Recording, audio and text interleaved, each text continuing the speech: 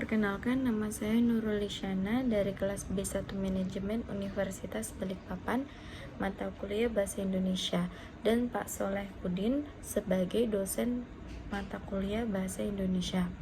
Hari ini saya akan membahas tentang ragam bahasa Indonesia. Bahasa Indonesia merupakan bahasa ibu dari bangsa Indonesia yang sudah dipakai oleh masyarakat Indonesia sejak dahulu jauh sebelum Belanda menjajah Indonesia. Namun tidak semua orang menggunakan tata cara atau aturan-aturan yang benar.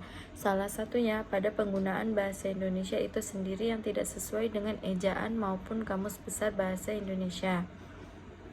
Oleh karena itu, pengetahuan tentang ragam bahasa cukup penting.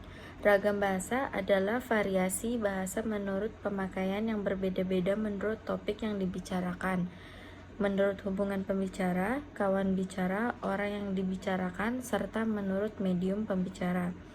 Fungsi ragam bahasa adalah mampu menyatukan ribuan bahasa yang beragam di Indonesia, simbol kebanggaan nasional, simbol identitas nasional. Macam-macam ragam bahasa dari sudut pandang, ada 4, yaitu dari sudut pandang kebahasaan. Terbagi menjadi 2, yaitu ragam bahasa lisan dan ragam bahasa tulis. Ragam bahasa lisan adalah ragam bahasa yang diujarkan oleh pemakai bahasa. Ciri bahasa lisan yaitu memerlukan kehadiran orang lain, terikat waktu dan ruang, dan dipengaruhi intonasi suara. Ragam bahasa tulis adalah ragam bahasa yang ditulis atau dicetak. Ciri bahasa tulis yaitu tidak memerlukan orang lain, tidak terikat ruang dan waktu, dan dipengaruhi tanda baca dan ejaan. Yang kedua, dari sudut pandang kegunaan. Terbagi menjadi 2, yaitu ragam bahasa formal dan ragam bahasa non-formal. Ragam bahasa normal adalah ragam bahasa yang digunakan dalam lingkungan resmi, formal, dan kedinasan. Sedangkan ragam bahasa non-formal adalah ragam bahasa antiformal yang penting, komunikatif, dan saling memahami. Yang ketiga, dari sudut pandang tata tulis.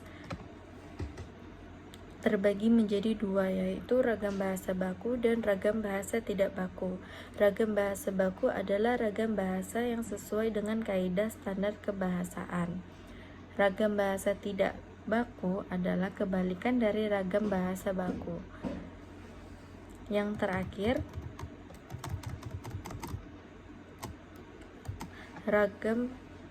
terakhir dari sudut pandang penyebaran.